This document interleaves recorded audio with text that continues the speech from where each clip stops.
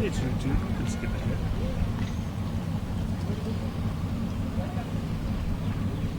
Let's see, is the live stream showing the responses? So, a little bit.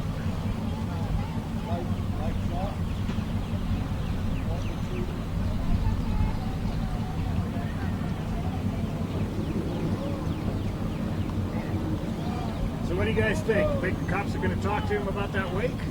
No, because that was an emergency. So they had already called in on the radio because that's why that other cop already knew. You didn't know what happened? No, I didn't. No, I didn't catch it. Yeah, the thing flew up in the water. That's a good reason to be coming in quick. That's why she was hanging back so hard. He was sitting here all that time, raining water. That's what I get for not paying attention. Okay, well, you got away with it. Apparently he got on the radio and notified him. That's why that other officer showed up. That's the way to do it.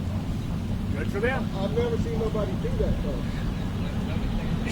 We've been coming here since this was built. Yeah. Before when it was just a lake. Yeah, that was a while ago. Yeah, I used to shrimp over there. Yeah, back in the 60s. Yeah, excellent. Used to catch a lot of, where that building is, Yeah. there would be 1, 2, 3 rows of stuff cut in the coral rock that would go back and all the shrimpers kept their boats over there. Yeah, I got started in the 90s when we used to shrimp over there. I don't know, I went away for 10 years, came back, and no more shrimping.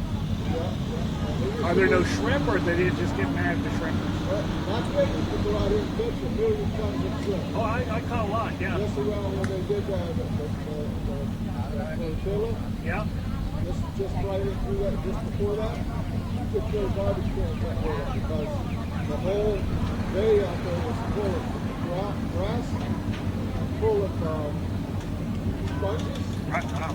By 69, there was no sponges left. Yeah, we used to bottom trawl over there with Steve Shrimp, and I never pulled up any sponge.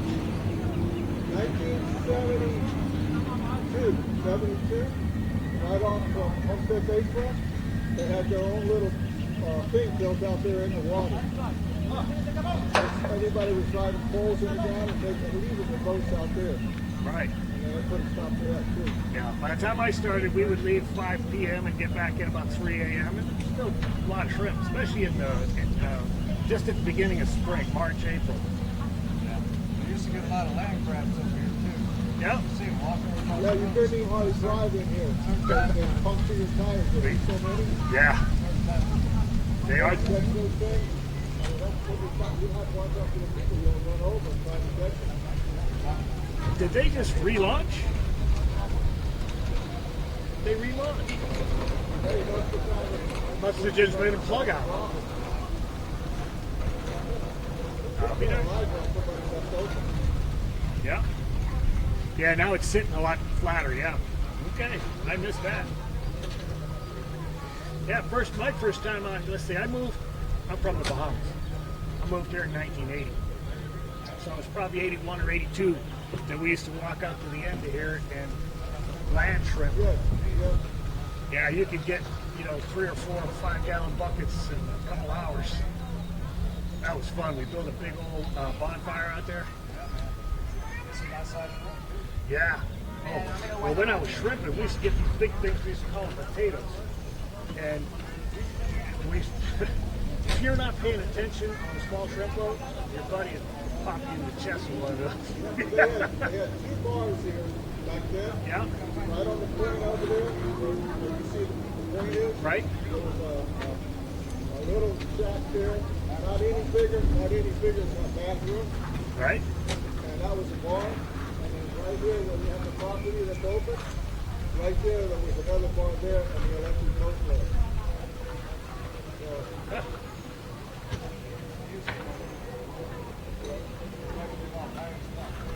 Pirates what? Spa.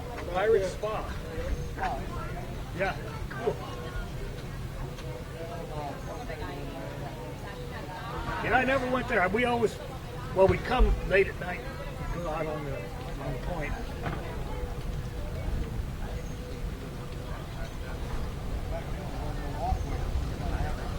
Oh yeah, you had to pick your way.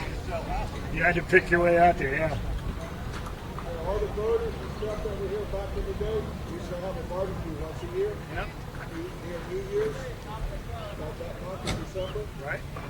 Have a big barbecue. Everybody was bringing in all kinds of stuff to cook. Whole pigs, goats. There you go.